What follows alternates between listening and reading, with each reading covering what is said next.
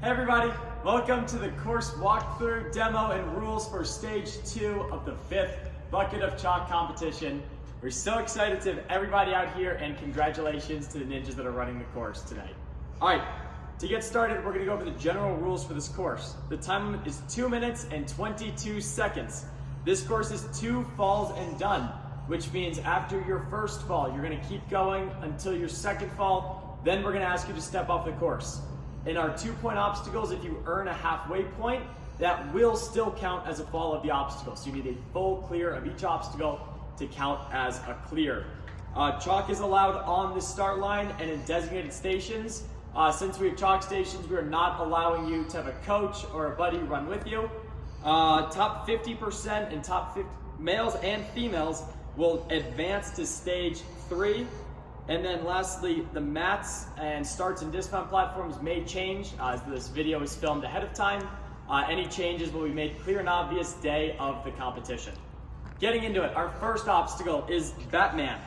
Competitors begin their run on top of that platform.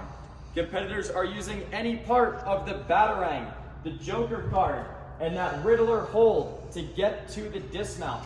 It is forced that you must ride down the Batarang. You may not jump to that. You may not engage anything I didn't say. Smearing on the wall with your feet, that's okay. All that's forced, not to jump. Do the obstacle the way it's intended. And dismount is that red panel mat in the corner. Let's see it. Okay.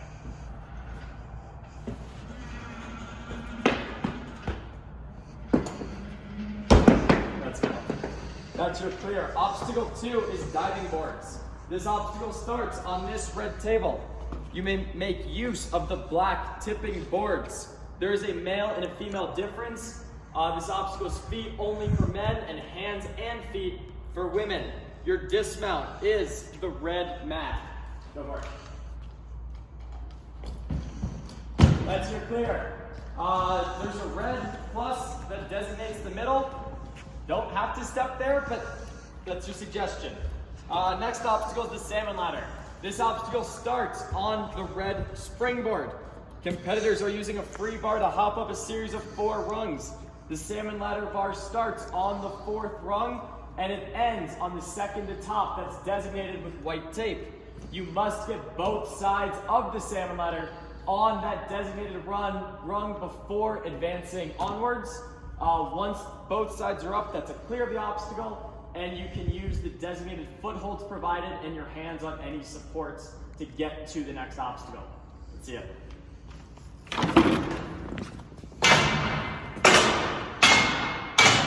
that's the clear, and then he puts his feet on it.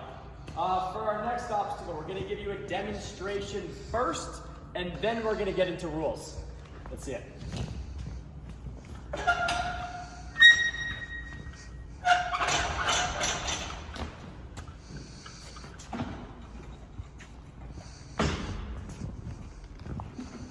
Let's go. All right, awesome. This is Minecraft, and it has a lot of moving parts, so bear with us. All right, I'm going to identify all of the pieces first. This is the grass block, then the chest, then the crafting table, the TNT block, and the diamond block. Again, this obstacle starts once salmon has been completed, and you are on the foot pegs. They're optional. If you want to lachey down from the salmon to the grass block, you can, but these are here for your help.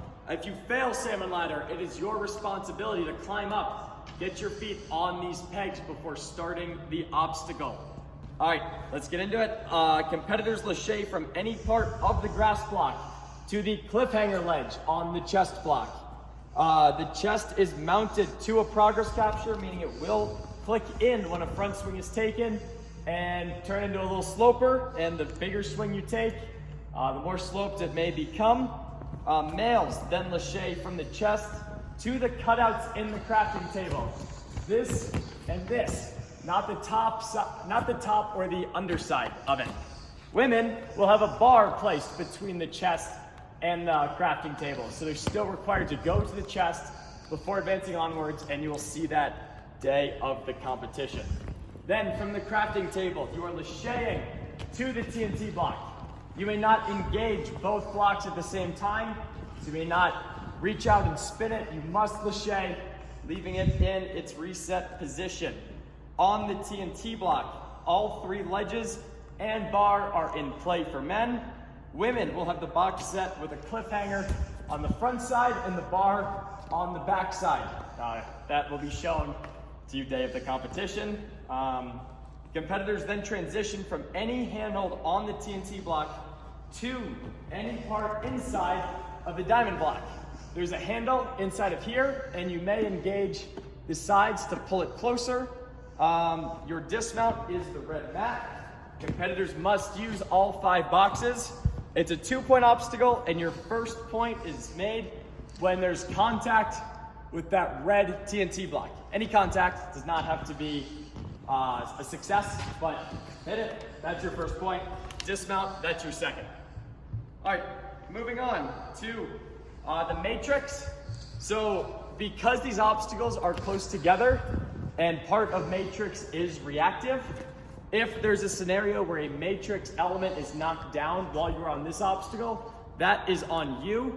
It will not count as a fail of anything, but you will have to wait for us to reset it before engaging the obstacle. So we can't promise we're gonna be the fastest because it is on you, but we will do our best to get it up. Time will keep rolling. Yeah, that's the best we can offer you. Now going into matrix, competitors will use a series of lache bars and trapeze bars to navigate their way through 2 sets of noodles to make their way to the dismount platform. The noodles hang off of magnets and will fall when contact is made. A fail of this obstacle occurs when the competitor drops or a noodle releases from 1 or 2 magnets. This obstacle is 2 points. First point is made when contact is made with this silver trapeze bar. It's the second trapeze bar in the obstacle. And lastly, the dismount is this domino to the side. Your plane is just kind of going to the side. And then one more note with the obstacle.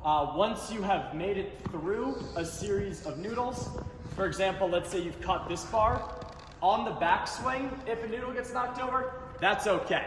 Just not when you're going through it and not before you've made it through the noodles. Let's get a demo.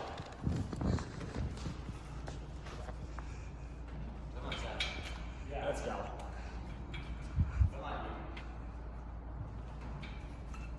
Yes, sir.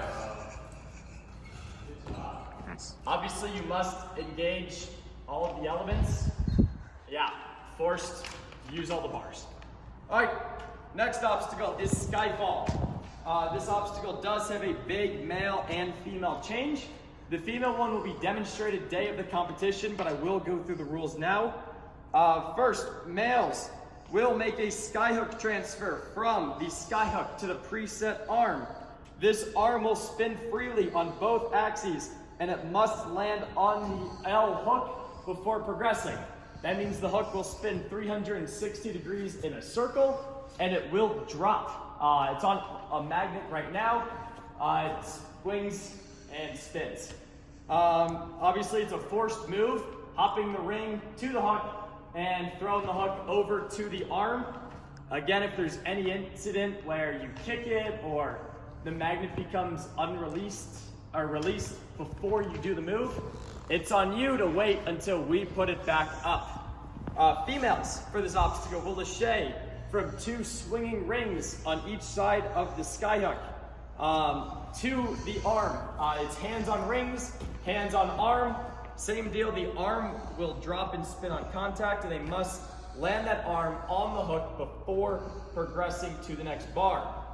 Competitors will proceed to pull from the ring for males or the bar for females to this long bar up high and reach over to this ring and swing, dismount to the red mat.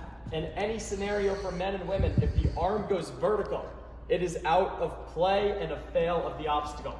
This obstacle is 2 points, and both are given on the dismount platform. Let's see it, Seth.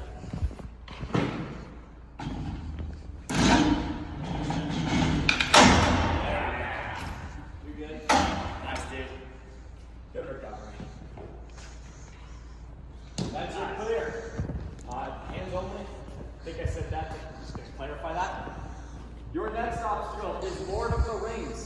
Competitors use a series of bars, sword handles, and cliffhangers to make their way to the dismount platform. Both men and women will transfer from the bars to the sword handles.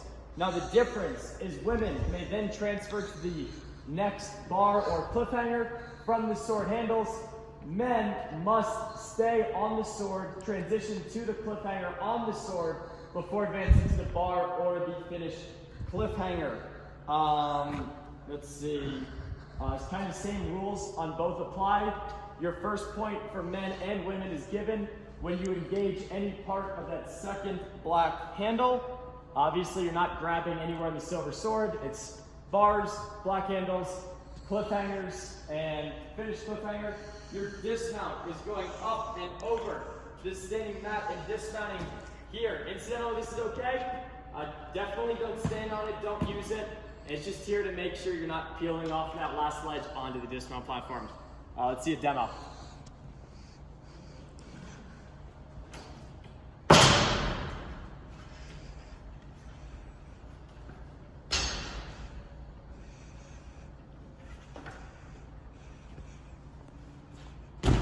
That's your clear.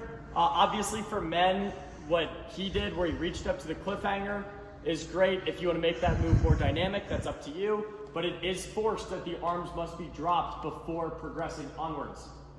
Our last obstacle is the slide. Rules will be given day of the competition. Yeah, just a reminder, 2-minute and 22-second time limit. All of the women's modifications will be demoed day of the comp. And good luck to everybody.